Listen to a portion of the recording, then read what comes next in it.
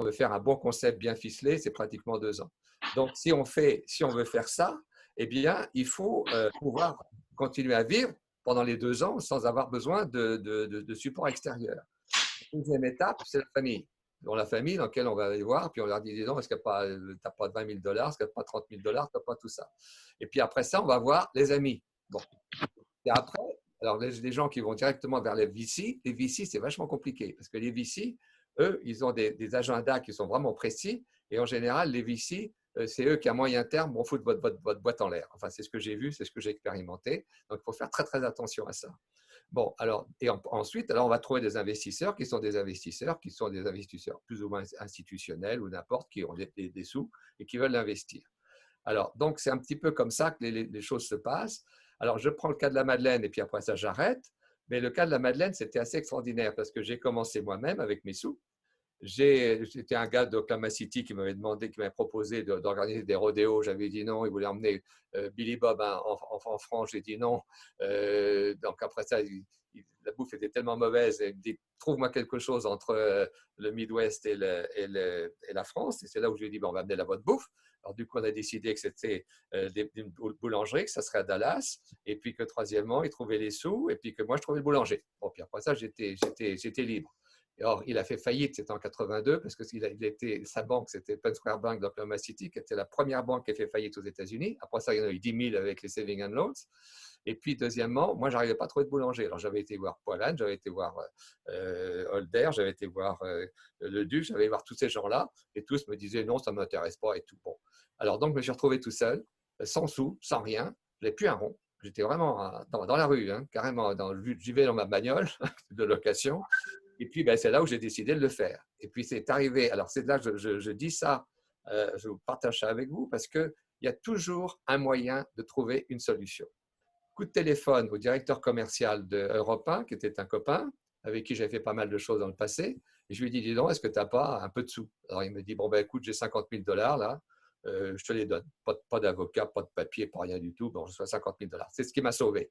Après ça, je suis allé voir les copains en France, entre autres Pasqua, qui était un de mes clients à l'époque, parce que quand j'étais derrière André Vicam, il était avec Gancia, Pernod Ricard et donc Pasqua, qui m'a fait rentrer d'ailleurs dans un truc. Bon, lui, il m'a mis un peu de sous. Après ça, c'était des copains.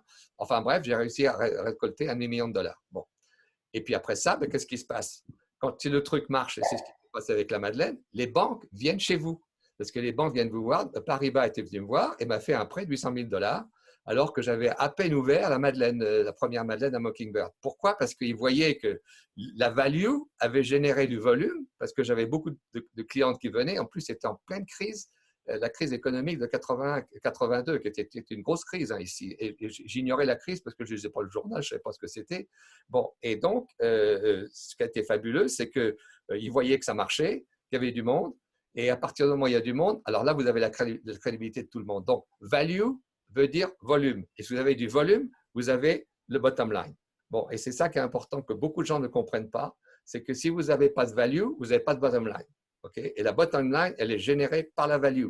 Elle est générée par l'attrait que l'on fait avec notre concept auprès des gens qui sont susceptibles de venir chez vous. Bon, alors moi, j'ai tombé dans un fromage parce que les femmes, c'est fabuleux. J'adore les femmes d'abord. Et puis, deuxièmement, j'adore elles parce que les femmes en question, eh bien, c'est des femmes qui sont actives, qui achètent, qui se baladent, qui veulent voir leurs copains, qui veulent se réunir. Donc, je parle de la Madeleine avec leurs copines qui sont là, qui parlent beaucoup, parce qu'elles parlent beaucoup. Elles ont fait ma pub pendant 10 ans, je suis publicitaire, mais pendant 10 ans, je n'ai pas fait un sou de pub. Bon, donc, c'était extraordinaire. Eh bien, ça a développé le truc. Alors, je vous donne les résultats parce que quand même, c'était assez extraordinaire. Le premier mois, on a fait 10 000 dollars de bénéfices nets. D'accord? Première année, 150 000 dollars de bénéfices nets. Okay? Mockingbird, qui était la première, au bout de 4 ans ou 5 ans, faisait 3 500 000 dollars de chiffre d'affaires, qui était énorme. Et on dégageait 1 million de dollars net pour une Madeleine. Okay? C'était assez extraordinaire. Bon. Ensuite, alors qu'est-ce qui s'est passé? Eh bien, c'est que le gars qui m'avait prêté, le copain qui m'avait prêté les 50 000 dollars, je lui ai fait un chèque au bout de 7 ans de 2 millions de dollars. D'accord? Il était vachement surpris. Il m'a dit, mais comment ça se fait tout ça? Alors, comme je respecte toujours mes paroles, je lui ai donné ces 2 millions de dollars, ce que ça les valait. Voilà, il a donc 2 millions de dollars. Ensuite, alors je vais plus loin, parce que tout ça, c'est toujours la même chose. Value, volume et bottom line. Okay? Alors, et non pas l'inverse. On ne regarde pas la bottom line d'abord, et puis après ça, on va dire ben, peut-être qu'on va faire ça, on va faire ça. Non, on commence par la value. On investit dans la value au maximum. Bon, et alors après, ce qui s'est passé, c'est qu'au bout de 15 ans, bon, la Madeleine avait 75 boulangeries, je crois, à l'époque. Donc, au bout de 15 ans, Starbucks, Howard Schultz est venu nous voir. Enfin, pas moi, malheureusement, parce qu'à l'époque, il y avait un peu déjà d'eau dans le gaz avec certains VC qui étaient autour de la table. Ils sont venus nous voir. Enfin, ils sont allés les voir. Il a proposé 125 millions de dollars pour racheter la Madeleine. Tenez-vous bien. Il rachetait la Madeleine 125 millions de dollars, ce qui était le chiffre d'affaires de la Madeleine. On restait manager de la Madeleine et on continuait à développer. Ils investissaient tout ce qu'ils pouvaient investir dedans pour faire grandir la Madeleine. Troisièmement, quatrièmement, on devenait les fournisseurs exclusifs de toute la bouffe de Starbucks. Je ne sais pas si vous voyez. On avait tout ça pour nous. Ils ont refusé parce qu'ils voulaient 145 millions de dollars. Voilà. Bon. Alors, c'est pour vous dire à quel point il y a des gens qui sont cons dans la vie et pourquoi les VC, ces gens-là, pour moi, ils me donnent des boutons dans tous les sens. C'est pire que le virus. Bon. Alors, donc, méfiez-vous des VC. Okay. Allez aux gens qui sont des bonnes gens, mais non pas ces gens-là. Bon. Alors, donc, je vous donne cette histoire pour en fait, vous donner un petit peu une histoire qui est une belle histoire, qui n'a pas été facile, parce que ce n'est pas facile, mais qui a donné des résultats, et des résultats extraordinaires. Pourquoi? Pour une raison. Parce qu'on a créé la value d'abord, on a créé une équipe après, qui n'a pas été facile, d'ailleurs, on en reparlera peut-être tout à l'heure. Et troisièmement, on a surtout été voir des investisseurs en leur proposant quelque chose qui en fait leur apportait à eux-mêmes quelque chose. Voilà. Alors, l'autre jour, c'était drôle parce que je lisais quelque chose sur Napoléon. Et alors, il y a un truc que Joséphine a dit, attrape-moi si tu m'aimes. En fait, c'est ça notre truc. C'est d'attraper nos clients si on les aime. Donc, il faut leur montrer de l'amour, il faut qu'on aille les chercher. C'est nous qui allons les chercher, ce n'est pas eux qui viennent à nous parce qu'on fait de la pub ou n'importe quoi. Et c'est comme ça qu'on va créer sa boîte. Donc, il faut qu'on les attrape et on les attrape avec des choses qui vont vraiment leur apporter quelque chose dans leur vie. Voilà, hop, j'ai terminé, c'était trop long. Alors, écoute, c'est pas grave, Patrick, c'est une belle histoire et tu as bien raison de la partager avec autant de passion. Alors, quand on parle justement des challenges, et je suis d'accord avec toi, c'est plus que des problèmes, c'est vraiment des challenges de financement. Je pense qu'il faut aussi, et tu as raison, quand tu parles des VC, c'est clair que c'est un jeu très dangereux à jouer avec ces gens-là parce que c'est plus les VC que l'on avait. Ça dépend aussi de l'industrie. Hein. Mais je crois que nous, dans notre cas, on avait eu plusieurs challenges de financement et en tant que compagnie en technologie informatique, on n'avait pas, comme Patrick, le luxe de pouvoir faire du monitoring et développer des relations avec des clients, avec des fans, disant j'aime les fans et quel feedback je puisse avoir. Pour nous, c'est complètement différent. Pour nous, c'est plus des services et des technologies d'innovation qui rentrent au sein de l'entreprise. Donc, c'est beaucoup plus complexe d'un point de vue, on pourrait dire, établir dès le départ une vision claire et précise sur la valeur. D'accord? Donc, ça, c'est un challenge. Bon, pour ce qui est du financement en tant que tel, c'est toujours le même problème. Si on est dans l'innovation, et qu'il y a un élément de recherche et développement, c'est trouver des gens qui partagent la vision et qui aiment innover. Et souvent, on parle de la famille, des amis ou de certains groupes d'individus, mais est-ce qu'on croit, est-ce qu'on a la même vision de la chose et on est obligé forcément de faire une bonne analyse du marché, de la compétition, des tendances et ainsi de suite pour démontrer clairement la valeur et quel est le retour sur l'investissement. Donc, on a eu des investisseurs passionnés par l'innovation dans la gestion des connaissances ou dans les algorithmes avancés ou dans l'intelligence artificielle, sachant qu'il fallait qu'ils y soient dès le départ parce qu'il y avait une tendance, et les analystes du marché se tournaient autour du pot sur ces sujets, et sachant très bien que c'était pas nécessairement, ça pouvait aboutir, oui ou non, c'était un peu comme aller à Las Vegas. Donc, ils se disent, là, on a une chance de gagner, mais on ne sait pas, mais on sait que tout le monde va dans cette direction, donc on a une plus grande chance. Donc, on a ce genre d'investisseurs et il faut faire très attention parce qu'on peut se retrouver aussi avec des investisseurs qui, eux, ont une attente de retour sur investissement basée sur des préjugés. Il y a quelqu'un qui pourrait se mettre en mute parce qu'on entend en background, je ne sais pas qui c'est. Ça a l'air d'être, je ne sais pas, Galaxy, je sais pas si Galaxy Note 8, je ne sais pas qui c'est. Et il y a quelqu'un Ah, qui n'a pas son micro. On entend le bruit en arrière-plan. ok. Je Une te seconde. remercie. Je te remercie. Donc, une des choses, ah tiens, c'est un jeu de train. Voilà. Une des choses qui est importante, c'est de bien choisir parce que beaucoup d'investisseurs qui ne sont pas VC ou qui sont des angel investors vont vouloir avoir des retours sur investissement assez généreux, basés sur les mythes de la période des dot-com, par exemple. Okay? Et donc, il y a une attente, il y a un décalage entre les attentes des investisseurs. On veut le next big thing, hein, c'est souvent ce qu'ils vont vouloir, versus qu'est-ce qu'on peut, sur quoi on peut aboutir. Donc, c'est une problématique au niveau de l'innovation, d'accord? Et donc, on a réussi il faut toujours démontrer que l'on puisse avoir un retour, qu'on puisse avoir des revenus, qu'on puisse aller vers un marché, qu'on puisse créer des alliances.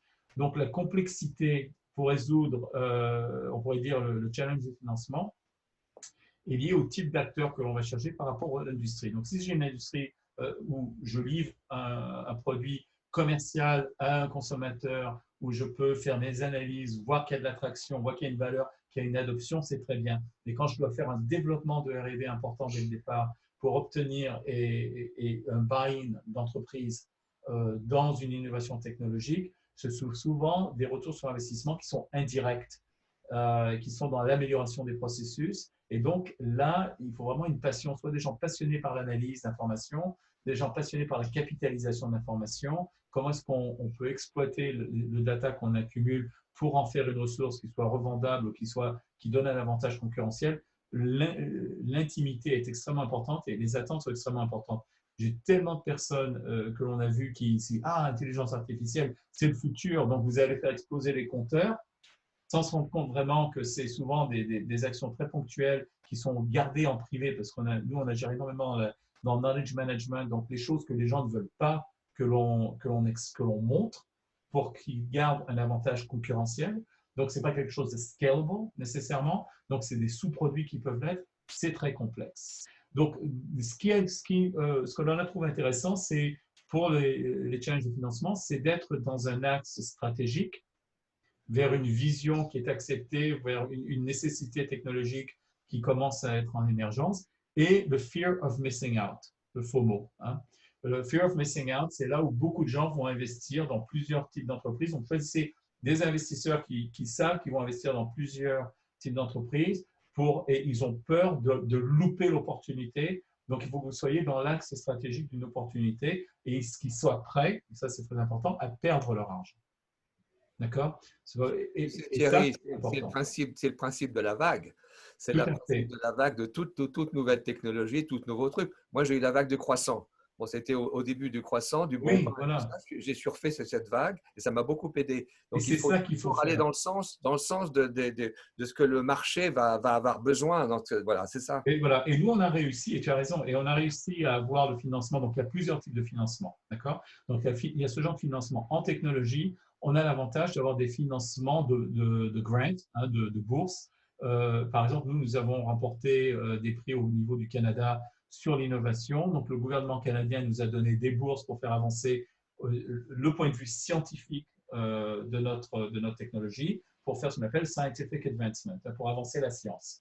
Donc là, on a été capable de lever des fonds avec ça et avoir des crédits d'impôt recherche très importants qui faisaient qu'on récupérait 70 cents sur le dollar avec les employés et avec le développement des technologies.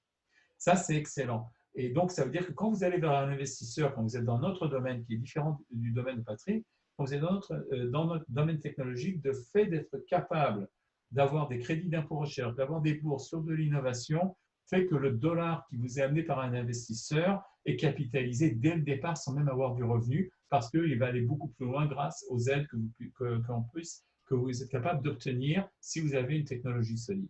Donc, nous, dans les challenges, c'était ce genre de mécanisme assez sophistiqué auquel on faisait appel pour pouvoir, en fin de compte, développer la technologie jusqu'au moment où on est capable de l'amener sur le marché. Et donc, il faut extrêmement, non seulement stratégique au niveau du développement de la technologie, mais aussi avoir les yeux sur la concurrence, sur l'évolution du marché, de façon à même à la phase intermédiaire, comme on l'avait fait avec ce qu'on appelait le Darwin Awareness Engine, on faisait des analyses concurrentielles sur les mouvements de Twitter et ainsi de suite, pour offrir des services intermédiaires pour complémenter justement les finances avec du revenu. Donc ça, je crois que c'est dans notre domaine, c'est ce qui nous a permis de réussir à survivre au niveau de la R&D pour aboutir à des solutions et des solutions qui, et c'est ça qui est dommage dans notre industrie, au contraire du croissant et de la nourriture, une solution qui, si vous n'avez pas été assez rapide, d'autres intervenants vont arriver et vont carrément vous perturber, comme ce que l'on voit avec Zoom aujourd'hui par rapport à Hangout, et tout, qui va carrément prendre avantage sur une situation et vous déplacer immédiatement. Donc, il faut être capable de pivoter facilement. De toute façon, ce qu'on disait, c'est moi qui parlais tout à l'heure, la value en question, la value, elle n'est pas statique. Elle doit s'améliorer tous les jours. Tout à fait. Et tous c'est les exactement jours, ça. il faut qu'on arrive avec quelque chose. Tous les jours, il faut qu'on nourrisse en fait l'intérêt des gens qui sont autour de nous. Alors, les gens qui sont autour de nous, c'est beaucoup de gens, parce qu'il y a le client, bien sûr, mais il y a aussi le personnel de chez nous. Quand ils voient des choses nouvelles, ça les excite. Ils Il sont faut heureux. toujours montrer qu'on est de l'avant. Ensuite, il y a les médias, parce que les médias, ils cherchent toujours à des idées, des tas de trucs pour parler de quelque chose. Alors, c'est ça que je faisais avec la Madeleine, c'est que tous les jours, il y avait un truc nouveau. Alors, bien sûr, ça agace un certain nombre de gens, parce que pour eux, Patrick, c'est encore une idée de Patrick. Mais non, ce n'est pas une idée de Patrick. C'est une idée pour faire évoluer le concept et qu'on soit toujours en avance sur tout le monde. Pendant 10 ans, personne n'a essayé de nous toucher. Pendant 10 ans, on était tout seul. Après ça, bien sûr, il y a Melman qui est venu, il y a plein de gens qui sont venus, Brinker et tout ça, qui nous ont copiés d'une certaine manière. Mais on était tranquille, tout seul, et on faisait du fric. Alors ça, pour faire du fric, on en faisait. Ça, c'est excellent. C'est ça qui était superbe. Parce qu'on était unique, on apportait quelque chose que d'autres n'apportaient pas. Mais il faut toujours évoluer, il ne faut jamais s'arrêter. Il faut se différencier, tu as raison, il faut savoir se différencier et évoluer. Et d'ailleurs, c'est amusant parce que souvent, on a, avec les financiers, ou même dans l'innovation pour les grandes entreprises, j'ai un ami qui était CFO de Lotus Development Corporation qui m'a dit, Thierry, dans la grande entreprise, la définition du succès, c'est l'ennui.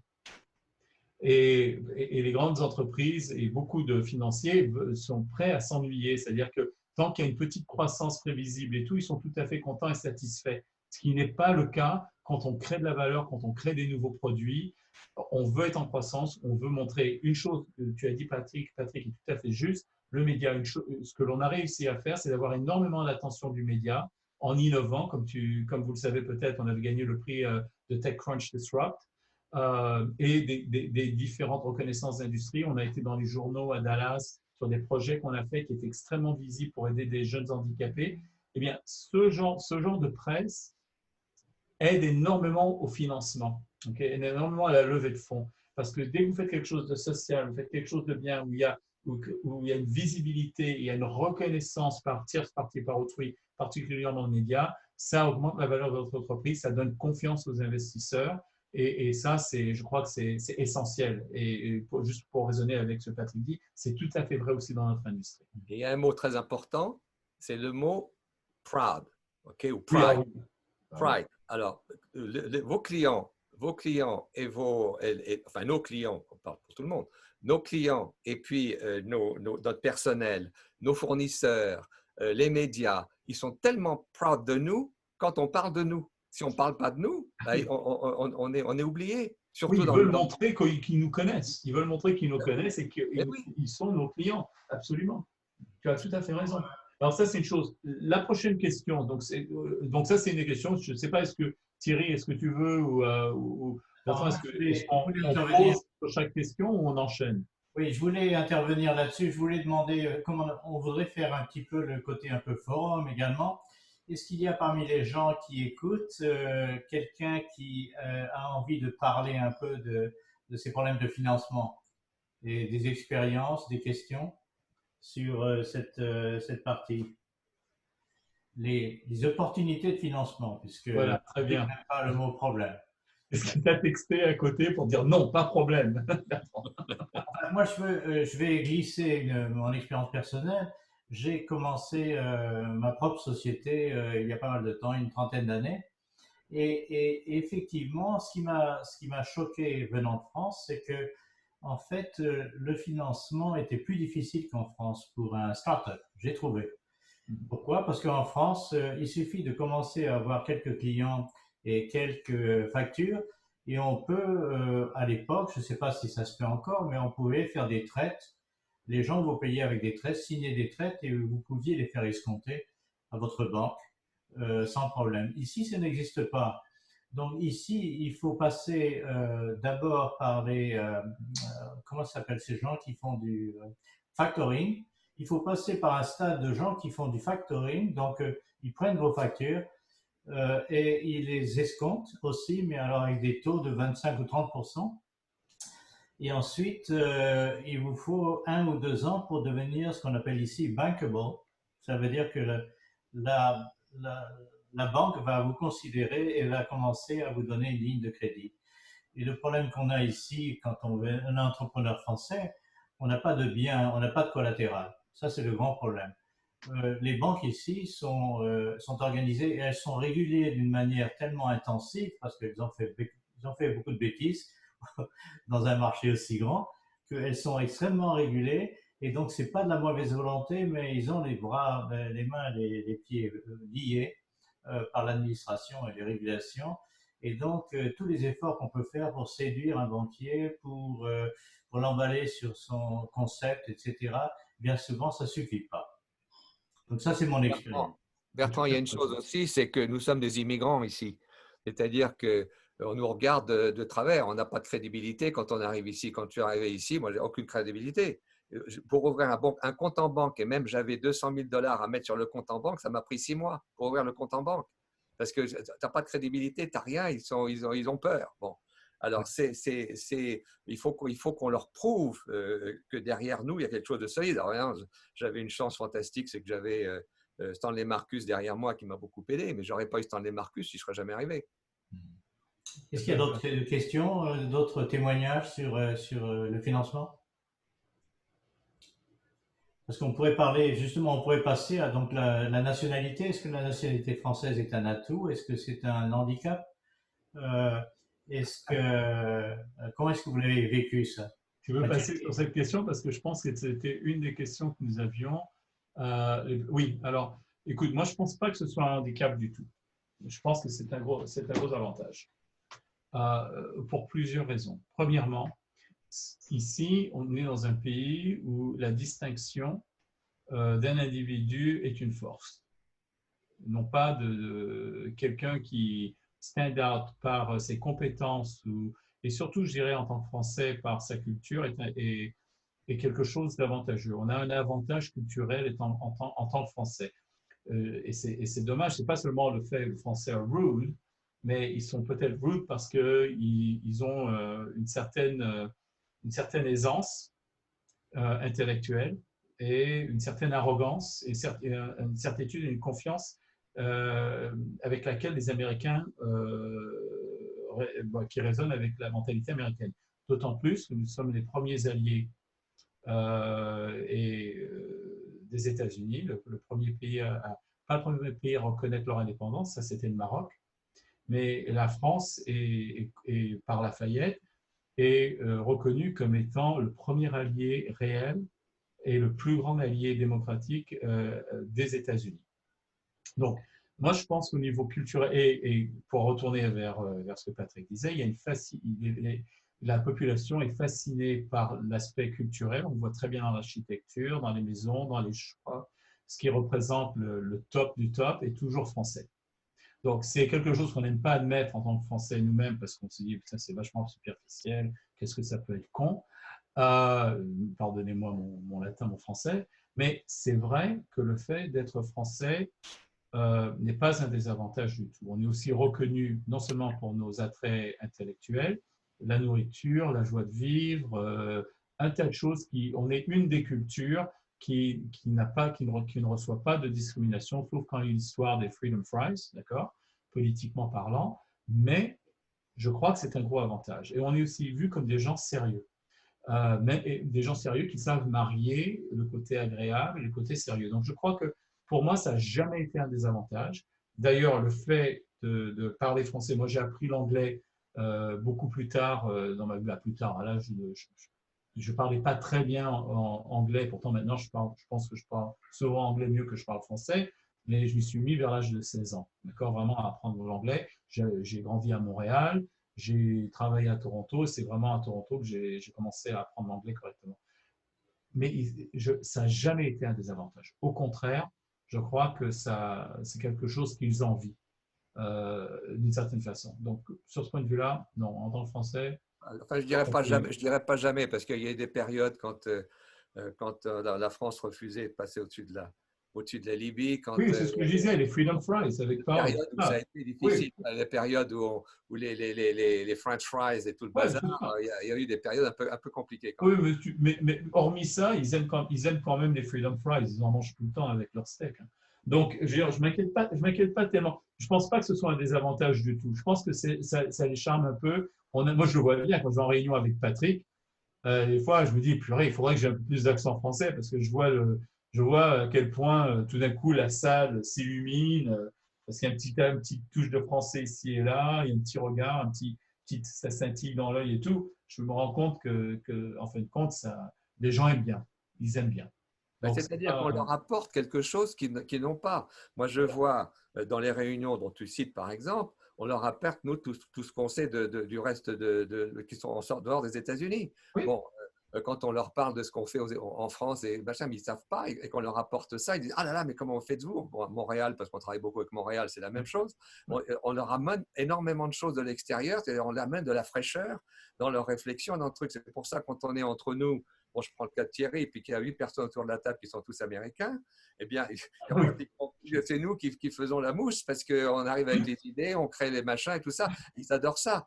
Donc, on a quelque chose qui est très motivant pour eux, qui est très leadership pour eux. Alors, il ne faut pas qu'on en abuse parce que si on en abuse, on va leur donner des complexes et tout ça. bon, on va s'appeler Jacques Pépin Il sinon. faut les mettre au contraire sur un piédestal, il faut au maximum. Alors, Oui, si tu veux, si je peux me permettre quand même, parce qu'il y a des choses sur les Français, parce que je l'ai vu, le Français, il est perçu souvent comme arrogant. Bon, il est souvent comme arrogant. Et deuxièmement, le Français, il arrive en disant je sais, I know, I know. Bon, je peux vous donner le cas de Auchan, Euromarché, Carrefour, les grands moulins de Paris, Decathlon s'est planté aussi. avec Vic France, Casino. Je peux vous en donner je ne sais combien. Et en plus, il y en a actuellement aussi qui sont des Sleeping Beauty parce qu'ils essaient de faire du business ici et ça ne marche pas très bien. Bon, je ne donnerai pas leur nom. Bon, pourquoi? Pour deux raisons. La première raison, c'est qu'ils n'écoutent pas. D'accord? Ils arrivent en disant je sais faire, je vais leur montrer ce qu'il faut faire et je prends le cas de Gaston Lenôtre que j'ai très bien connu parce que Gaston Lenôtre c'était en même temps un de mes fournisseurs, et de temps en temps j'étais souvent son fournisseur. Donc quand tu étais à Paris. Et puis un jour j'apprends que Gaston Lenôtre va s'implanter à Houston et moi je m'implantais à Dallas. Alors je vais voir Gaston puis je lui dis mais Gaston, écoutez on va pas s'envoyer des bourres, le marché est assez grand, on se met ensemble. Alors, on se met ensemble, d'accord, mais écoute Patrick, c'est déjà difficile parce que moi j'ai investi déjà 5 millions de dollars. Moi, j'ai été péniblement en train d'essayer de me trouver mon demi-million de dollars pour démarrer mon truc. Bon, et puis j'entends des bruits. Et il me dit, mais Patrick, écoute, non, parce que c'est trop tard, j'ai tout implanté maintenant, que le meilleur gagne. Alors, je ne sais pas si vous voyez, ce n'était pas très encourageant son truc, hein. Bon, alors donc, surtout Gaston Lenôtre, c'est un pape, c'est le pape de la bonne bouffe, ça c'était extraordinaire. En plus, j'avais fait des choses avec lui et Bocuse quand on était à Paris et tout ça, j'avais organisé des tas d'événements et tout ça. Donc, c'était vraiment un pape de la bouffe. Et il se trouve que j'entends un jour quelqu'un qui me dit, oh ben, j'ai rencontré un Français, là, il s'appelle Gaston Lenôtre.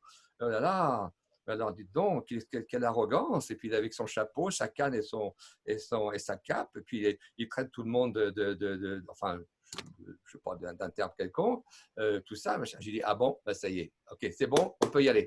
Bon, parce que je savais qu'il n'allait pas réussir. Pourquoi? Parce qu'il n'a pas écouté le marché. Deuxièmement, il a une approche qui était tout à fait différente de ce qu'il faut gagner les gens. Je reviens sur ce que je disais au début. Il faut gagner les gens à nous. Il faut les gagner. Si on les gagne, ils vont nous aider. Si on ne les gagne pas, ils vont être contre nous. Non, mais Patrick, tu as raison. Il ne faut surtout pas transposer cette attitude franco-française aux États-Unis. Et c'est là, je crois, où il y a une grande différence. Parce que quand ils arrivent, je l'ai vu avec Decathlon à Boston et tout, ils sont arrivés comme s'ils démarraient en succursale à Clermont-Ferrand, d'accord? Ou en Algérie quand elle était française. Ils avaient cette arrogance qui faisait que les gens ne pouvaient plus les voir et ils se sont complètement plantés parce qu'ils transposaient un savoir-faire et une façon de gérer, une attitude par rapport au personnel et à l'environnement qui était typiquement traditionnelle française ici. Et tu ne peux pas faire ça. Comme tu as raison, il faut écouter, il faut être avec, il faut absolument, il faut être modeste. Mais le fait d'avoir une culture française qui peut nous permettre de distinguer et d'être un élément de curiosité et d'être admiré de certaines façons ne veut pas dire qu'il faut qu'on agisse comme des, enfin comme des goujots, des, how do you say, même pas comme des, oh, the term is, comment est-ce qu'on dit en français? Ben voilà, je ne peux même pas le dire en français. De cette façon, parce qu'on l'a vu avec plein d'entreprises françaises qui ont essayé de faire ça, mais c'était d'aller à Navarre, hein, c'était France et Navarre. C'était pas justement d'essayer de comprendre le marché local. Auchan, quelque chose que je... Non, mais tu as tout à fait raison. Donc, il ne faut pas avoir cette attitude française ici, mais le fait d'avoir une culture française n'est en aucune façon néfaste. Je pense que c'est ça qui est important. Alors, donc, si tu veux, pour continuer là-dessus, donc il faut être extrêmement perméable à toutes les critiques. Bon. Oui. Mais alors, perméable et surtout voir des actions derrière ça. C'est-à-dire qu'on reçoit une critique sur un truc, par exemple mon pain. Bon, je parle de ce que je connais. Le pain, un bon pain, en général, il a des trous parce qu'il y a du gluten, il y a du machin, il y a des trous. Bon, ben, les trous, ça ne marche pas parce que quand ils achètent un pain d'une livre, ils font des tranches et puis qu'ils mettent dedans un filling quelconque ou je ne sais pas quoi, ça passe dans les trous. Bon, alors il a fallu qu'on refasse complètement les recettes de pain et tout ça, mais on s'est adapté et tout ça, et trous. Bon, il faut tout faire. Tout a été adapté. Parce que les croissants, ils ne sont pas très gros en France, mais là, ils étaient le double de ce qu'ils étaient au machin. Et tout doit être comme ça, tout doit être comme ça. Bon, alors donc, et quand on dit on fait du français, oui, mais du français adapté. Il ne faut pas négliger l'authenticité de ce qu'on va faire, mais il faut surtout l'adapter à leurs habitudes et tout ça. Bon, la chose aussi que je pense qui est extrêmement importante, alors je finis l'histoire de Le Nôtre quand même parce que c'est important, puis il y en a certains d'entre vous qui connaissaient bien Le Nôtre et qui étaient à Houston. Qu'est-ce qui s'est passé? Eh bien, d'abord, il n'avait pas de distribution. Il n'avait pas de plus-value. Donc, il n'y a pas de value, il n'a pas de distribution. Eh bien, il s'est retrouvé complètement coincé. Il a perdu 9 millions de dollars. Il a été obligé de vendre sa boîte à Accor en France. Il a tout perdu. Il a perdu sa femme qui était en fait au Précathlon, donc 3 étoiles au Précathlon. Il a perdu le Précathlon. Il a tout perdu. Il a tout perdu. Pourquoi? Parce qu'il n'a pas écouté. Et ce n'est pas la première fois, parce qu'il avait déjà fait la même chose, il était arrivé déjà à New York, je crois, 7 ou 8 ans avant. Donc, il recommençait la même erreur. Okay. Alors, Alain, qui est avec son fils, qui est toujours à Houston, était avec lui. Bon, je connais bien Alain aussi. Alain, c'est un garçon super, il est extra. Et Alain, par contre, lui, il a réagi. C'est-à-dire qu'il a monté son école de cuisine qui marche d'une façon merveilleuse, qui était internationale. C'est super. Moi, il m'a fait visiter ça l'autre jour. C'est remarquable. Bon, il a compris. Lui, il a très bien compris. Alors, il a été vraiment très adapté. Il a tout écouté en amenant le français ici, aux États-Unis. Mais le français adapté. Bon, et c'est ça qu'il faut qu'on fasse. Il ne faut pas qu'on perde l'authenticité de ce qu'on fait. Il ne faut surtout pas le perdre. Parce qu'on a le charme, on a le petit je ne sais quoi, on a tous ces trucs-là. Mais il faut le faire en s'adaptant ici pour que dans la coque dans laquelle on va s'installer, eh bien, on soit reçu par cette coque. Attention, on est des immigrants, il ne faut pas oublier ça. Tous les jours, on est des immigrants, c'est ce qu'il faut se dire tous les jours. Donc, on est des immigrants, on écoute, on s'adapte et on crée la surprise. Voilà. Très bien dit. Pour juste une remarque. Je n'ai pas fini. Parce qu'il y a une chose, quand même qui est importante. Il y a une chose qui est importante. Parce que les Français, moi j'ai découvert ça ici. Bon, j'ignorais complètement. J'étais obligé de le faire parce que j'avais des boulangers français, j'avais des Américains, j'avais des Mexicains, j'avais toute la nationalité possible imaginable. Et puis ça, c'était la tour de Babel. Comment est-ce que je pourrais pouvoir mettre tout ça ensemble? Alors c'est là où je n'ai pas eu le choix parce que je ne savais pas comment il fallait faire. Puis que le corporate, j'ai horreur du corporate. Alors j'ai dit, ben, on va faire la chose suivante, on va créer une famille. Bon. Et ça, c'est très important. Ça, je l'insiste, parce que nous aussi, dans la petite affaire qu'on monte ensemble, tout, ça sera une famille. C'est-à-dire qu'on est la famille. Et la famille, pour moi, je ne vois pas de distinction entre la vie familiale et la vie boulot. Pour moi, c'est la même chose. On mélange les deux. On mélange les deux parce que d'abord, on a choisi de faire ça, parce qu'on aime faire ça, on aime notre famille, on aime le boulot qu'on a, et on fait participer notre famille au boulot en question et le boulot à la famille en question. Et ça marche hyper bien. Ça marche très, très bien. Alors, bien sûr, il faut toujours manipuler ça avec dextérité et tout le bazar. Mais quand vous créez ça, les Américains, ils ont besoin d'amour. Ils sont insecure. Ils sont insecure, les Américains. Les Américains, il y a 3 mots que j'ai découverts quand je suis venu ici. C'est perfect. Surtout à Dallas, tu as des bonnes femmes, elles sont là, perfect, tout est perfect, d'accord. Deuxièmement, c'est literal, parce qu'ils prennent tout à la lettre. Il faut faire très attention à ce qu'on dit, parce que de temps en temps, on dit des choses et puis ils interprètent ça à la lettre. De temps en temps, c'est un peu difficile. Fais attention. Je me suis fait avoir plusieurs fois. Et le troisième truc, ils sont insecure. Ils sont insécures parce que d'abord, ils ont moins les aides de gouvernement, ils ont moins de retraite, ils ont moins de machin, ils ont moins de sécu, moins de trucs, et ils sont insécures sur beaucoup de choses. Alors, il faut les sécuriser, il faut leur donner de l'amour. Ils ont besoin d'amour, il faut leur donner de l'amour. Si on leur donne de l'amour, on a tout ce qu'on veut derrière. Voilà, j'arrête.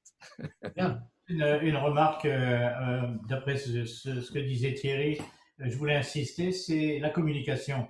Évidemment, on a des méthodes de communication en France qui sont différentes des méthodes de communication ici, surtout au Texas. Donc, une chose qui paraît un peu ridicule, mais effectivement, il y a un saying qui dit Dieu m'a donné une bouche et 2 oreilles pour que je puisse écouter 2 fois plus que je parle. Et effectivement, c'est ça. Il faut donc le problème des Français souvent, c'est qu'ils parlent, ils interrompent, etc., et ils deviennent désagréables parce que les gens n'ont pas l'habitude d'une communication de ce type-là. Donc ça, c'est important. Tu as tout à fait raison. Et d'ailleurs, si tu veux, on le ressent souvent. Il y a un moment où il faut savoir se taire et bien écouter ici. Et je crois que et aussi l'objectif de comprendre l'attente initiale, parce qu'ils vont écouter pour confirmer, pour valider, en fin de compte, ce qu'ils attendent de la réunion. Ils vont peut-être découvrir, mais il faut leur donner l'opportunité de s'exprimer pour réajuster. Parce qu'en tant que Français, c'est vrai qu'on aime bien délibérer, on aime jouer à l'avocat du diable aussi, et c'est une chose qu'ils ont beaucoup de difficultés je dirais, à accepter, et aussi surtout, ils ne savent pas y répondre à ce genre de débat. Et ça, moi je suis marié avec une Américaine. Moi je suis beaucoup plus extraverti qu'elle ne l'est. Elle est plus du style, si tu veux, militaire, tu sais, noir et blanc. Ce qui est très bien, ça nous permet d'avoir un équilibre absolument, je dirais, que j'apprécie et qui m'aide énormément et qui m'a aidé énormément dans mes relations avec les Américains. Mais il y a ce côté, et je pense que ça relève de ce que Patrick disait, de l'insécurité qu'ils ont par rapport à la fragilité et la fragilité et le contrôle qu'ils doivent avoir et l'autonomie qu'ils doivent avoir pour s'assurer d'un succès, et d'un succès dont ils sont seuls responsables. Je me rappelle quand pour entrer dans l'aspect culturel, quand j'étais à Montréal, j'avais des étudiants, on travaillait sur des systèmes d'analyse de personnalité, des étudiants français en sciences politiques. Et ils n'arrivaient absolument pas à comprendre pourquoi les agricoles et les fermiers du Midwest américain supportaient Trump, sachant que les démocrates offraient plus de subventions pour aider justement à maintenir les fermes et à la production et ainsi de suite. Et au début, je disais oui, en effet, c'est bizarre, mais d'un autre côté, je dis, vous n'avez pas compris la mentalité américaine.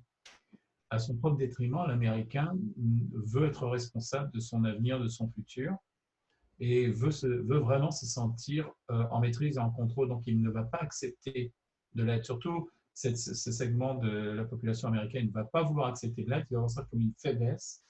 Et c'est pour ça que beaucoup d'agricoles ont préféré aller vers une approche qui était beaucoup plus autonome, beaucoup plus je suis en contrôle de mon avenir et je suis le leader qui me dit que c'est ce qui va se passer. Et donc, c'était amusant de voir le contraste entre un Français qui le regardait d'un point de vue oui, mais ils reçoivent de l'argent de l'État, pourquoi est-ce qu'ils se plaignent?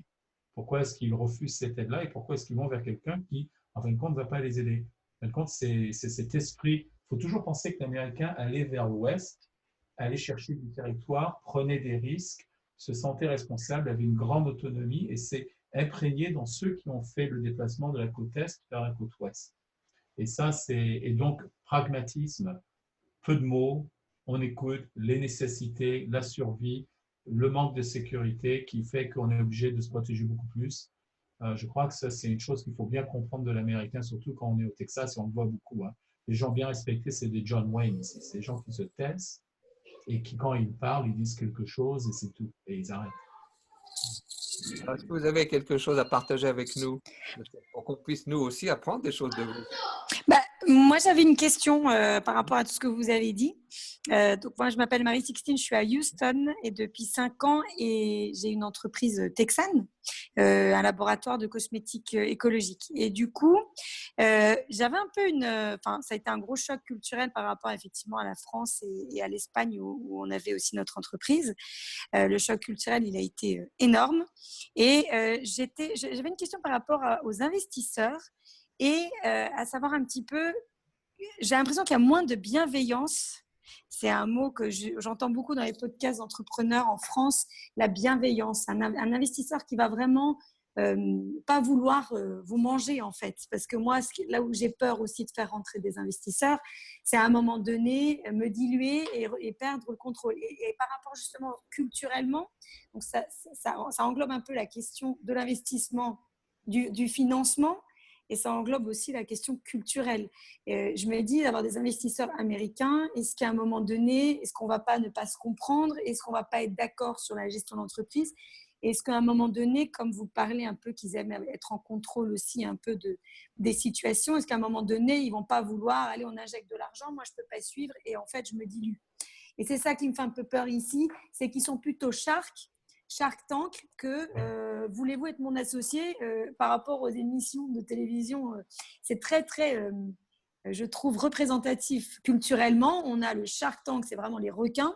Et après, on a le côté, le vrai associé en Europe et en France qui va vouloir vraiment faire partie de notre entreprise, nous laisser en contrôle, parce que finalement, l'entrepreneur, il est l'âme de son entreprise et que sans lui, bon, bah, effectivement, on fera peut-être des millions, mais on va perdre aussi l'âme de l'entreprise. Voilà, je voulais savoir un petit peu quel était votre ressenti par rapport à ça. La question est la suivante, c'est que en fait, ça existe en France aussi. Hein. Vous avez la même chose en France. Il faut regarder les choses comme elles sont. Moi, j'ai connu des partenaires, c'était des chartes.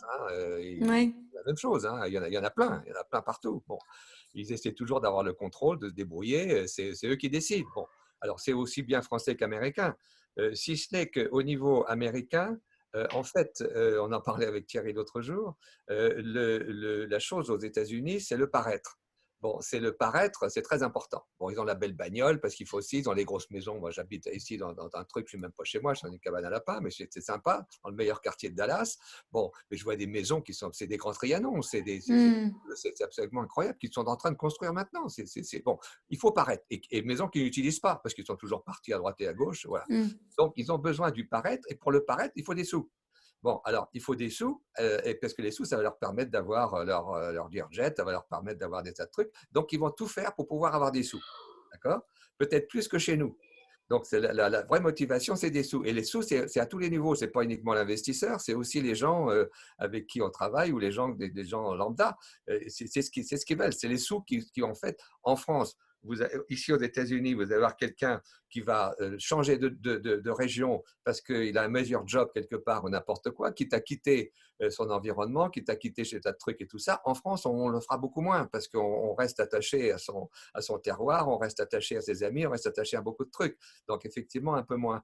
Mais vous savez, il n'y a pas d'investisseur parfait, si je peux me permettre de le dire, parce qu'il faut toujours naviguer avec les investisseurs. Alors, il y en a qui sont vraiment des gens qui sont superbes et tout, mais un investisseur, quel qu'il soit, il voit quand il rentre, mais surtout, il veut voir quand il va sortir et comment il va sortir. C'est les deux choses qu'il voit. Alors, donc, il faut les sécuriser. C'est pour ça qu'avec la Madeleine, pendant un certain temps, c'était super parce qu'ils voyaient que tout marchait bien, donc tout ça. Et puis, un beau jour, il y en a un qui a foutu le foutoir dans la Madeleine, mais ça a foutu tout le truc en l'air. Et c'est un mec qui n'avait que 7% de la boîte, mais il a tout foutu en l'air parce qu'il voulait vendre au mauvais moment. Voilà, c'est tout. Oui, ok, merci beaucoup. En plus, c'était un Français. En plus, Ah bon, d'accord. Bon, bah. Oui, mais votre entreprise, juste pour savoir, vous Oui. avez déjà des retours, vous avez un revenu stable? Non, c'est vraiment en phase encore d'installation ici. Il a fallu trouver la production, etc.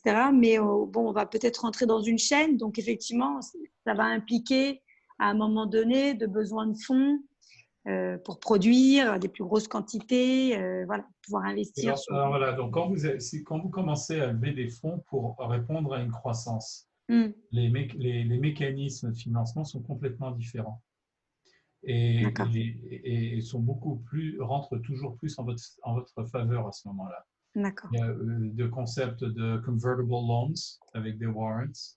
Si vous êtes une LLC, ça peut être extrêmement utile. Ah oui, ça m'intéresse par exemple, pour des productions, pouvoir à un moment donné demander un crédit pont, en fait, qui soit… Oui, des crédits ponts, mais aussi c'est convertible. Et puis, il y a des dates d'expiration, il y a des valeurs. Donc, il y a des avantages sur ce genre de mécanisme qui peuvent être mis en place. Donc, il y a plein de… Si vous voulez, en aparté, si ça vous intéresse, j'ai beaucoup d'expérience sur ce genre de financement dans différentes phases de R&D jusqu'à production. Ah oui. Je pourrais partager. Oui, très bien. Je vous contacterai. Merci.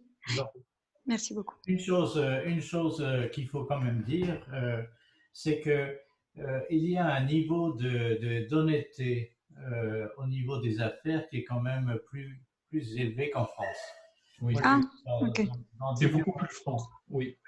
Bien plus. Donc, il faut pas vous méfier. Il faut pas vous méfier autant que vous vous méfieriez si vous étiez en France, parce que les gens ont une certaine morale ici, avec religion, sans religion, whatever. Mais les affaires sont beaucoup plus saines au niveau de la communication et au niveau des grandes manœuvres dans les entreprises. Moi, je vois souvent. Je suis dans une industrie qui est assez spécifique et c'est l'identification, les cartes de crédit, les passeports, les cartes d'identité, etc. Il y a deux, trois moutons noirs dans notre industrie et ils sont tous français. Donc, c'est des gens qui utilisent tous les moyens pour développer leur société ou pour développer leurs affaires et qui viennent constamment à espionner tout ce qui se passe sur le marché, qui prétendent vouloir faire des affaires avec vous, mais en fait, ils sont juste là pour vous voler de vos secrets, etc. Et j'en connais pas ailleurs. J'en connais surtout, ces deux-là sont en France. Donc, ils ont fini par se faire une réputation globale, puisqu'on dit global, on dit plus mondial maintenant. Et donc, les gens se méfient. Et en fait, c'est une chose qui est assez naturelle en France. Quand on regarde ce qui se passe en France, si j'étais en France, je mènerais mes affaires complètement différemment. Voilà. D'un autre côté, je suis un peu comme Patrick. Moi, les affaires, ça m'intéresse, les affaires pour le côté humain, le côté rapport humain, le côté développement d'idées, etc. Ça m'intéresse. Mais c'est pas l'argent mon souci principal. Donc, j'irai pas sacrifier toute ma morale et mon bien-être et ma prospérité à des manigances et à des choses comme ça. Donc, je suis heureux aux États-Unis et j'aime bien la manière de faire les affaires. Excellent. Merci beaucoup. Est-ce qu'il y a encore des questions? Est-ce que vous voulez… Oh, j'avais une question quand même pour Patrick parce que je le vois. Je suis ici depuis une trentaine d'années et aux États-Unis depuis 40 ans. Mais de temps en temps, je vois Patrick à des manifestations où je vais aussi, mais je l'ai jamais vu, où d'un seul coup, il est là. Et puis, il y a des manifestations où je vais et je me dis, tiens, où est Patrick? Bon, donc, et on n'est pas du tout dans les mêmes affaires, pas vraiment dans les mêmes milieux. Mais quelles sont les organisations socio-professionnelles sur lesquelles on peut compter? Est-ce que ces chambres de commerce, ces associations, etc., est-ce que c'est une récréation pour nous changer un peu les idées de ce qu'on fait, ou alors est-ce qu'il y a vraiment une valeur là-dedans, Patrick? Tu me poses une question? Oui. Si tu veux, moi, je ne vais pas être négatif, mais je pourrais être négatif. C'est-à-dire que quand on regarde un petit peu autour de nous, je ne donnerai pas de nom, dans les organisations françaises ou n'importe quoi, surtout gouvernementales, en fait, il y a peu de support. Il y a peu de support parce que c'est tout, c'est leur ronron habituel. Ils sont là pour passer d'un job à un autre, enfin d'un poste à un autre. Donc là-dessus, on a des grandes déceptions. Par contre, je ne parle pas des chambres de commerce, hein, je parle d'autre chose. Bon, par contre, si tu me vois dans des rencontres et tout ça, c'est qu'en fait, il y a un mot qui était très important, et je reviens encore avec Thierry, parce que Thierry, on en parle tout le temps, c'est le mot rencontre. C'est-à-dire que plus on rencontre de gens, plus on aura d'opportunités, en fait, d'avoir des contacts, des ramifications, on crée notre network. OK? Et plus on fait ça, et c'est comme ça, je vous dis franchement, bon, moi, vous connaissez mon petit côté de la Madeleine, mais je pourrais vous citer ce qui s'est passé avant et ce qui s'est passé pendant, parce que j'ai fait d'autres choses. C'était toujours, je n'ai jamais cherché un job, je n'ai jamais envoyé un résumé, j'ai jamais un truc. Il y a toujours une opportunité, il y a toujours une rencontre. Et si je suis aux États-Unis, c'est parce que la belle-sœur de Giscard, qui était à l'époque américaine et qui était une de Brandt et que je le connaissais bien, c'était un peu ma sœur et tout ça, avait rencontré le gars d'Oklahoma City, qui Oklahoma City, elle lui avait dit, ben voilà, il y a Patrick qui peut t'aider à faire à importer le rodéo en Europe. C'est comme ça que ça s'est fait, c'est comme ça que je suis devenu à la Madeleine. Bon, il y a des opportunités, il faut toute opportunité, quelle qu'elle soit, il faut surtout la mettre au chaud de côté et ne pas l'oublier. Alors, et j'ai tout un, je sais pas un Rolodex, mais enfin, j'ai des piles de noms, des tas de trucs, et chaque fois qu'on fait quelque chose, eh bien, je vais essayer de recontacter ces gens-là et leur proposer quelque chose, parce qu'il ne faut pas aller les voir pour leur demander quelque chose. Il faut aller les voir pour leur proposer quelque chose en disant, mais tiens, dis donc, on a pensé à ça, on a pensé à ci, on l'invite à déjeuner avec une bonne bouteille, à Saloum, parce que là, on est au petit truc, j'ai ma table numéro 15, on est hyper bien, et je vous avoue que chaque déjeuner, tout ça, je sors, ou l'autre jour, il y a un truc qui va dire, oh là là, on a déjà passé 2 heures, j'avais prévu 1 heure. Bon, alors, donc ça, et on les soigne nos petits oignons là, en leur apportant quelque chose, non pas en leur demandant quelque chose. Il faut toujours apporter quelque chose. C'est ce que j'appelle la value de départ. Donc, on crée un relationship, on ne leur demande pas la première fois. Entre autres, bon, c'est moi qui ai monté la fondation Essilor pour les enfants qui ont des problèmes de vision, avec Hubert Sagnière qui était le président. Bon, et il se trouve que quand j'ai démarré ça, il fallait chercher les sous. Il fallait chercher les sous auprès de différentes Alcon, auprès des autres et tout ça. Et ça a toujours été la chose, c'est-à-dire que la première truc, il faut trouver le contact. Il faut qu'on ait un petit nom quand même qui leur dise quelque chose. Alors bien sûr, la Madeleine, ça m'aide. Et puis après ça, il faut aller les revoir avec quelque chose qui les intéresse. Et puis plus on va les voir intéressés, on les voit 1 fois, 2 fois, 3 fois, 4 fois. Puis la 4e fois, hop, c'est là où on leur demande quelque chose. Et là, ils sont préparés. Et là, ils vont dire, bah oui, voilà, alors il faut un chèque Alcon, c'était $1 million. On fait un chèque d'1 million. Il faut quand même le faire. Bon, alors donc, c'est comme ça que ça se passe. Mais n'oubliez pas que les contacts, il faut rencontrer les gens, il faut aller partout. Et il faut toujours s'arranger, c'est ce que je m'arrangeais de faire, quand vous allez dans un truc de charité, il faut toujours être à côté de la, comment dirais-je, de la présidente ou la chairman ou n'importe quoi. Ils ont décidé d'ouvrir à 7 heures. À 7 heures, vous avez la presse qui est là. Il faut se mettre à côté d'elle, avec la presse. Et puis, comme elle a besoin de parler à quelqu'un, elle dit, ah, ben Patrick, dis donc, viens voir là, et machin. Et hop, on est sur la télé. Et le lendemain, ah, non, Patrick, je t'ai vu à la télé. Bon, et ça ne vient pas de n'importe qui, ça vient de Jerry Jones, ça vient de je ne sais pas qui, je ne sais pas quoi. C'est des gens qu'on va utiliser après. Bon, ça, c'est ça qui est vachement important. Il ne faut pas rester dans son trou. Il faut être visible. Il faut être visible. Plus vous êtes visible, plus aux États-Unis, il y a 2 mots qui comptent. Le owner enfin, il y en a d'autres parce qu'il y a les artistes et tout ça, mais enfin, dans notre domaine, le owner ou le fondateur, voilà, ou le founder. C'est les 2 mots, quand vous prononcez ces 2 mots-là, ils commencent à vous écouter. Bon, et après ça, parce que ça vous donne du crédit. Bon, et donc, mais il faut surtout, j'appelle les rencontres. Alors, les rencontres, il y a 2 types de rencontres. Il y a les rencontres de personnes, d'accord, qu'il faut soigner, puis il y a les rencontres d'idées. Parce que quand vous voyez une opportunité d'idée qui parce qu'ils vont vous dire, tiens, dis donc, mais Patrick, est-ce que tu as pensé à ci, tu as pensé à ça? Hop, il faut saisir l'opportunité, on analyse, on l'évalue, comme je dis, evaluate, W-E-I-G-T, on laisse le truc, bon, on évalue tout ça, et après ça, on dit, ben, c'est une bonne opportunité, ce n'est pas une bonne opportunité. Et surtout, il ne faut pas laisser passer une opportunité. Voilà. Très bien. Merci Patrick.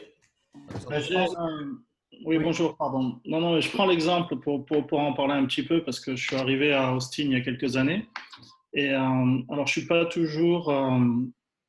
Je faisais partie de la French Tech. J'ai aidé un petit peu la French Tech à Austin quand ils ont commencé. Et ça n'a pas toujours abouti à quelque chose. Mais ce qui a abouti pour moi, c'est que je me suis retrouvé face à face avec des gens en fait, qui ont eu l'opportunité de m'écouter. Et j'ai pu lever des fonds aussi à ce moment-là. Donc, je pense que c'est vraiment important quand il y a des rendez-vous et des endroits où on peut se retrouver face à des collaborateurs, à des investisseurs. C'est là, on ne sait jamais sur. Moi, j'ai présenté un projet et ce soir-là, dans la salle, il y a quelqu'un qui présentait juste après moi, qui a vu le projet, qui m'a dit écoute, c'est super, ça m'intéresse, j'ai envie de faire partie de l'histoire. Donc, je pense que c'est important de pouvoir se montrer au maximum. Et ça, c'est vraiment important. Alors, pour aller dans votre sens, Thierry, la chose est la suivante. Il faut toujours essayer de se coller, excusez-moi du terme, mais se coller avec des gens qui sont connus. Bon, moi, j'avais un fan fabuleux, c'était Jerry Jones. Jerry Jones, il habitait à côté d'une de mes madeleines. Tous les matins, il allait en fait prendre son café ou je ne sais pas quoi. Il revenait, on s'arrangeait pour on a fait pour lui une cup qui était cup avec la Madeleine des deux côtés, comme ça, s'il a tourné d'un côté ou de l'autre, il y avait le mot de la Madeleine. Et puis, à l'époque, c'est là où il gagnait tous les NFL, le machin, là, dans les années 95, je ne sais plus quelle année, il gagnait tout, il était à la télé tout le temps. Ben, la Madeleine était là tout le temps, tout le temps, tout le temps. On avait la Madeleine tous les jours. C'est des pubs qui ne nous coûtent rien. Mais donc, il faut toujours s'arranger pour saisir ces opportunités. En bouche marketing. Tu rentres dans notre domaine, là. Tu parles notre langage, Thierry. Non, mais Thierry, la question est la suivante. Il faut qu'on soit créatif dans tous les domaines. Ce n'est pas uniquement la création du concept, ce n'est pas la création du produit, ce n'est pas uniquement la création de trucs, c'est la création de la communication. Bon, on appelle ça du marketing. Moi, j'appelle ça du peopling. Parce que le marketing, c'est quoi? C'est du market, ça n'a pas de goût. Bon, le peopling, c'est les gens. C'est-à-dire, on s'occupe des gens. On va faire quelque chose qui va intéresser les gens. Bon, alors donc, il faut toujours trouver des idées, quelles qu'elles soient. Quelles qu'elles soient. Et être sur l'émotion. Et sur l'émotion, bien sûr, bien sûr. Je travaille dans le sport, donc du coup, pour moi, c'est quelque chose. Enfin, en ce moment, c'est un peu difficile parce que le sport est vraiment très touché, mais c'est quelque chose qui donne du sens pour nous et ça, c'est important. Et je pense que c'est là aussi où les Français ont une chose à faire. Je vous entends parler depuis tout à l'heure et puis j'entendais parler aussi par rapport aux investisseurs et aux Français qui investissent. Je pense que les Français, quand ils veulent venir sur un projet, quand ils ont un projet, en général, on a peur de donner un peu. Quand par exemple, je me souviens plus de son prénom qui parlait tout à l'heure et qui disait qu'elle avait peur d'avoir des investisseurs qui rentrent. En général, le Français veut garder le contrôle, mais aussi ne veut pas se faire diluer. Et aujourd'hui, aux États-Unis, ça c'est pas le langage. Le langage, c'est tu joues, tu rentres, mais il faut savoir se faire diluer. Et je pense que de temps en temps, il vaut mieux avoir 60% de quelque chose qui valent 50 millions ou 100 millions de dollars que d'avoir 100% de quelque chose qui va rester à 3 ou 4 millions. Après, alors, il y a une technique qui est possible, c'est le technique du general partnership. Bon, parce que general partnership, tu peux avoir 1% de la boîte, hein, et tu es le general partner et c'est toi qui gères la boîte. Et eux, ils sont limited partners, ils investissent dedans. Donc, tu as toujours, si tu veux, c'est toi qui gères le… Enfin, c'est vous, parce qu'on ne se connaît pas, Thierry. Non, mais toi, c'est bien. C'est vous donc ça, moi, c'est ce que j'ai utilisé au départ. Alors ça, c'est super, parce que là, parce que je n'avais pas les sous. Hein. Bon, ben ça c'est super. Donc, on n'a pas en France. Non, très bien. Très bien. On a couvert notre heure et plus.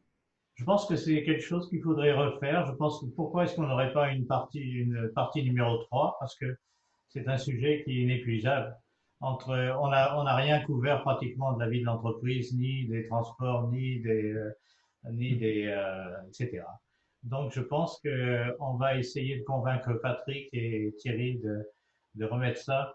Non, mais on est tout à fait d'accord, les copains. D'ailleurs, on avait suggéré, hier, j'étais avec Thierry, et on a suggéré la chose suivante à Bertrand.